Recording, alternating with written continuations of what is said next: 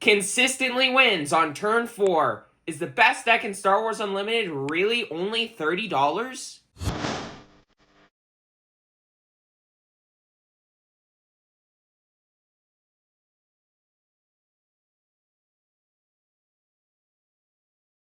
Hello and welcome to the table, and today I am back with another Star Wars Unlimited deck tech video, a budget deck tech video this time around, and for maybe the best deck in the entire game. So let's get into things. Darth Vader, Cunning Swarm. This deck is absurd. It can go so many different ways, it can do so many different things. It can make a 10-10 on turn 3, a 20-20 on turn 4. It can go super wide. It can exhaust, bounce, capture the opponent's things. In addition to putting out a decent amount of aggression on the opponent's base, it's just like, it's dumb. It's absurd. So let's get into things. Starting off with the leader, Darth Vader. It is a command villainy leader that says, as an action, you can exhaust him, and if you've attacked with a non-token vehicle unit this phase, you get to create a TIE Fighter token. A little buddy, which, if you don't know, is a 1/1 space unit. That is the backbone of the deck, just making a ton of little buddies, just swarming the board with a million little buddies. But, also really good, once you epic action, once you have 6 or more resources, which, by the way, you're not going to get there very often, you get to either flip the leader, which is a 5/6, or deploy him as a pilot, which gives a 5/5 boost to whatever you're piloting him onto, in addition to making 2 TIE Fighter tokens alongside him, because, you know, he's the Victor leader, and he's got 2 little TIE Fighters flying alongside him in the movie, and, you know, thematic stuff. But, Darth Vader, sure, the epic action is great, but mostly that action is what you're really relying on to really go super wide, to really make sure that you are aggressive as possible. And yeah, if you get to the epic action, great. Otherwise, don't be surprised. But then, there's Nabat Village. I love this base. I absolutely love this base. For this deck specifically, because it can allow you to set up some stupid lines. But yeah, Nabat Village is a cunning base with 27 health. And basically, you get to draw your first hand, and you get 9 cards. Now, you can't mulligan, so if you get some clunkiness going on, well, you gotta suck it up, which does stink. But when the first action phase starts, you get to put 3 cards. You have to put 3 cards from your hand on the bottom of your deck, in any order. So essentially, how this base works is you get to draw a 9-card hand, you get to resource your 2 cards, then when the first turn starts, you put 3 cards from your deck on the bottom. So you still have a 4-card hand and 2 resources to start off with, but you get access to a little bit more cards to allow you to maybe set up a little bit better line for your first couple of turns. And very often, thanks to Nabat Village, you're basically being able to set up your first 2 turns, maybe 3, and get stupidly close to maybe just winning the game, like, just by setting up your hand properly. But this deck kind of split up into 3 different categories. Interaction, because it's cunning. Of course there's interaction, because cunning's fair. Making your stuff bigger, because, again, cunning, it's fair. And then the actual units, the things that are going to be putting out the damage. So, let's start off with interaction. And of course, when you're talking about interaction, you're talking about cunning villainy, the first card that's going to come to mind, or one of the first cards that's going to come to mind, is No Good to Be Dead.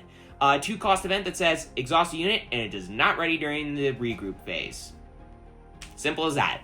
It's gone for 1 turn, and it's gone for the next one too. All for 2 resources, and it can exhaust leaders too, which is something very important when you're playing against Sabine, a deck that, yes, this deck can beat. I have a fully tuned Sabine list, and this deck consistently beats it.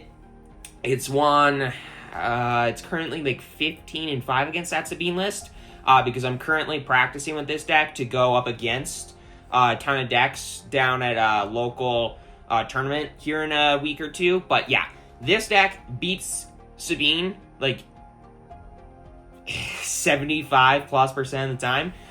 It's dumb. And No Good to Be Dead on that Sabine flip turn can be really helpful, you know, when Darksaber comes about. So there's that.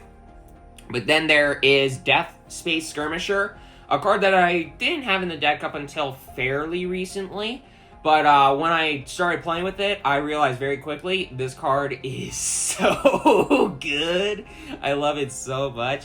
It's a 3-cost space unit. It's a 3/3, and when played, if you control another space unit, you get to exhaust the unit. Now, there are no ground units in this deck, basically. I mean, there's 6 because they're pilots, but basically, your deck is nothing but space and ways to help those space units out. So you are always going to have a space unit, at least one, most likely 2, on the first turn.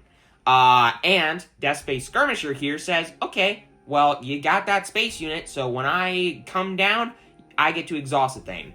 Now, the best line for this deck is Kajimi Patrollers on the first turn into something like a Death Space Skirmisher on the next turn. And if you Death Space Skirmisher on the turn after you Kajimi Patrollers, well, one, it's more likely that you get the initiative, so you can just exhaust your opponent's first attacker, making it a lot harder for an aggressive deck to race you, and that just starts the train. Like, very early on, how this deck works, if you're playing against another aggressive deck, you're using your cards like No Good to Me Dead, like Death Space Skirmisher, cards I'll get to, that just really hamper the opponent's aggressive game plan while you're still putting out damage, and when you get to turn, like, 4-ish, you really start to set things up, and then boom, big explosion on turn 5, and you win the game. That's generally how an aggressive matchup like Sabine goes. You just kind of like hamper the opponent's game plan while putting pressure on, because a lot of your cards that interact with the opponent just so happen to also be units, because that's okay. And then you just win. But speaking of absurd interaction on a unit, Sanctioner Shuttle. This card I never thought I would ever see played in a deck, yet here we are. It's a 3-cost space unit. It's a 2/3, so terrible stat line. At least on the last card, it was a 3/3, but even then for 3 resources, that wasn't great, so how is this card better? Well, it's got Coordinate, which, again, Kajimi Patrollers is a card that exists in this deck, so if you Kajimi Patrollers into this, you're feeling pretty good. But Coordinate basically means if you have 3 or more units down, including this one, you get the following effect, which is a when-played ability that says you get to capture an enemy non-leader unit that costs 3 or less. That doesn't seem very good, but it's a lot better in practice than you would think, because this deck basically just destroys all of the best aggressive decks in the game by hampering their aggressive game plan. And this card does that by not only exhausting it, temporarily dealing with it, like Death Space Skirmisher, like No Good to Me Dead does. No, this card just gets rid of it until this card goes away, and then the opponent, if they want their unit back, has to spend resources in order to get rid of this, and then you can just continue going on. And sure, they get their unit back, but they have to spend a lot of time to get rid of this thing, if they want their unit back. And if that unit, if you're playing against the Heroism deck, and you just captured something that had a pilot on it, maybe a Chewie, this is a great way to deal with something that's piloted with a Chewie on it, you're feeling great. But yeah, that's fun. That's fair. Then we got Waylay, which is also a 3-of. Every card in this deck is a 3-of, except for one card. I'll get to that later. But Waylay, and this card's insane. It's a 3-resource event that says return enemy non-leader unit to the owner's hand. I'm doing a top 10 commons video here in the next couple of weeks for Star Wars Unlimited. This is on that list because it is just that good. I mean, it just bounces back anything. For all of the reasons that I said Death Space Skirmisher, No Good to Me Dead are good, this card's just better. Because sure, Death Space Skirmisher puts on, it's stapled onto a unit, but this card, just for 3 resources, bounces the thing back to the opponent's hand, and very likely in another aggressive matchup, that just means that they're not going to be able to have time to play it again, because they're just trying to curve out a lot of the time. I mean, if they're another Swarm deck, well, we'll get to how you deal with those in a second. But yeah, Waylay, it's really good in this deck.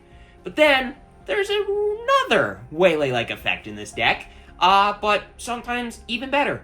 Because Geonosis Patrol Fighter is a 5-cost 3/2 space unit, but it has Exploit 2. So, this deck makes those little buddies, those little 1/1 tokens, TIE fighters in space, right? Well, this was designed in the set that cared about battle droids. Well, this card actually works really well in Vader, because you got a little buddies lying around, and then you play this card, maybe exploit one of them, two of them. This card will then cost 3, which are perfectly fine with this card costing 3 resources. You're fine with that. If it costs 1, great for you, because that just allows you to play more things out, put more pressure on the opponent. But this card, when you play it, you get to bounce any non-leader unit that costs 3 or less back to the owner's hand.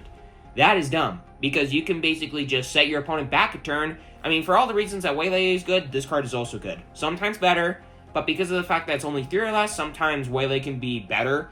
If, like, the opponent plays something like a Bright Hope, a 4 resource space sentinel, essentially. This card, Geonosis Patrol Fighter, is a little bit worse. Waylay is a little bit better. But in most case scenarios, Geonosis Patrol Fighter is just as good as Waylay, sometimes better. But then, sure, this deck can be really good at just dealing with 1 unit at a time. But if you're playing against another Swarm deck, what are you supposed to do? Overwhelming Barrage. Because yes, this deck can make their units, fairly large. And, I mean, go-wide decks generally have a lot of stuff that only has 1 health, 2 health. Think about Kylo Ren, or another Darth Vader matchup. Pretty much all of the stuff that you really want to get rid of has 1 health on it. Well, Overwhelming Barrage is a great way to deal with that. Because this 5-cost event says, give a friendly unit +2/+2 for the phase. Okay, makes it a little bit bigger. Then, you get to deal damage to divide as you choose among enemy units, equal to this unit's power that you're giving the +2/+2 buff. You can very easily just say that this card, you're gonna make something that has 3 power. Get an additional +2/+2 buff, buffing it up to 5. That's pretty easy to do in this deck. Then you get to deal 5 damage divided as you choose among enemy units that a Kylo Ren deck is playing. Pretty much all of their ground units have 1 health. Death Star Stormtrooper, what's his name? The, Mr. Bones, there we go. Just a ton of their stuff has 1 health. Sometimes some of them have 2 health. Yeah, like the Kylo's TIE Silencer, what's his face? The guy, 2 Tubes, has 2 health. But you can get rid of, let's say, a Death Star Stormtrooper, Mr. Bones, and then maybe another Death Star Stormtrooper that they have lying around, and then you get rid of a Kylo's TIE Silencer. Well, you're getting rid of, like, 12 power and 4 units for 5 resources. You can do that on turn 4. That's pretty, like, Kylo wins around the same time that Vader's doing, and they just need all the units possible in order to, like, turn 4 is the big explosive turn for, what's his called? Or no, turn 3. It's either turn 3 or turn 4 Kylo that's the big explosive turn. This card, on turn 4, boom. I mean, it's just really, really good for you. Overwhelming Barrage is really, really good for you against a Kylo deck. Or against another Vader deck, just get rid of all their little TIE fighters. This card's great against them. Gets rid of all the little TIE fighters, makes the Clone Combat Squadron way smaller. Now, you might be thinking, what if the opponent plays something like an Overwhelming Barrage or something like that against you? Something that just, like, deals 1 damage, like War Juggernaut. That's really, really solid card. Deals 1 damage to any number of units. Well, how are you supposed to deal with that? Well, a lot of these interactive cards that I've already shown you, 3 health, 3 health, 2 health, doesn't necessarily deal, like, get killed by something like a War Juggernaut, so that's good for you.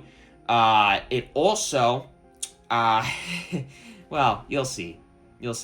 Sure, some of those cards could die to an Overwhelming Barrage, but War Juggernaut is actually not very good against this deck. You'd be surprised. But, first, next thing up is all the ways to make your stuff bigger. And trust me, there's a lot of those. The first one being Punch It, a 1-cost event that is basically a better surprise strike in this deck, surprisingly. See what I did there? But basically it says attack with a vehicle unit, and it gets +2 power for the attack. It's just more damage. More damage, more damage, more damage. You gotta race. You gotta deal as much damage as possible, 2 decks as you can, and if it's a control deck, you just need to really put on the pressure, because once the control deck starts locking you down, you're screwed. You are very, very much so screwed. Which is why cards like Sanctioner Shuttle, Waylay, are so good in this deck because really early ways to lock down the opponent, and Geonosis Patrol Fighter too, really early ways to lock you down if you're playing against another control deck. Those cards are great against that, so that's really good for you. But against those matchups, Punch It is also an absurd card. So it's Surprise Strike, a 2-cost event that says attack with the unit, gets +3 power for the attack. Sure, it's 1 more damage, but it costs another resource. Sometimes you just need as many resources. You need to play as many cards as you can in a turn, so Punch It can sometimes be a little bit better. But yeah, Surprise Strike, also a really, really good card in this deck. And both of these cards are also on the top 10 comments in all Star Wars Unlimited. So yeah, that goes to show how busted this deck is, just because it has all the best cunning cards in the game. But then I got the pilots. There are 2 pilots in this deck, and they're really good pilots. Especially Victor, or Wingman Victor 2. It's a 2-resource, 3/2 ground unit, or you can pilot it for 1 to give a 1/1 buff to another unit, to whatever you're piloting it onto. And then, when you play it as an upgrade, you get to create a TIE Fighter. You get to create a little buddy, a little 1/1 buddy in space. It's just good. It allows you to go wider. This deck really, really, really cares about that. It really wants you to go as wide as you can. So yeah. Also, Wingman Victor 3 allows you to make your stuff even bigger. If you don't necessarily want to go as wide, you want to just a couple of slightly bigger units. Like you got some of your interaction, you got, interactive units. But anyways, Wingman Victor 2, it's a worse Wingman Victor 2. Or Wingman Victor 3 is a worse Wingman Victor 2. But Wingman Victor 3 is a 3-resource 4/3 ground unit, or you can pilot it for 1, gives a 1/1 buff, and when played as an upgrade, you get to give an experience token to another unit. This card can situationally be a little bit better than the Wingman Victor 2, because more pressure, quicker, this deck really does care about, because a lot of the time it's just racing the opponent down. Wingman Victor 2, sure, it can make another TIE Fighter and allow you to go wider. That's generally going to be the better deal for you. But Wingman Victor 3 is also decent when you need it to be. Or when it's good, it's also very good. But the best way to make your stuff bigger in this deck, because, again, go wide, go wide, go wide, go wide. That's how this deck works. Victor Leader. A 3-resource 2/4 that says each other friendly space unit gets +1/+1. So all those little TIE Fighters, yeah, they're 2/2s now. All your little 2/1s, your 3/1s, yeah, now they're 1 power and health. Health, importantly, bigger. Because sure, power's really good in this deck, but when you're playing against another control deck, which yes, this deck can also do really well against control decks, it's not really great for you. If your stuff immediately, your stuff keeps dying early on. So you want them to be big, because a lot of the ways that your opponent is going to deal with your stuff is by dealing 1 point of damage here or there. What's his face? Cad Bane. Cad Bane, not great against this deck, because just deals 1 damage, deals 1 damage, deals 1 damage. That's not great for you. But again, this deck actually has some pretty high health stuff. Now sure, a lot of the aggressive stuff has only 1 point of health, but the Victor Leaders and the pilots can make those 1 health stuff a little bit bigger. And Victor Leader makes it way harder for Cad Bane to deal with your stuff. But yeah, this deck actually does surprisingly well against control decks, because if it's not something like Cad Bane that's just painting your stuff down, it's still pretty hard to deal with a go-wide deck in control.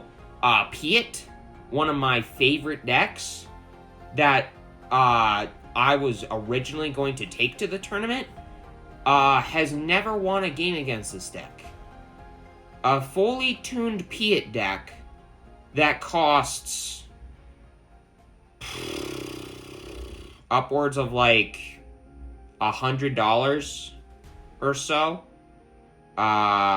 loses every game to this deck, to a $30 budget deck. You want to know how that feels? That does not feel good. But yeah, control decks are not good at dealing with the Swarm.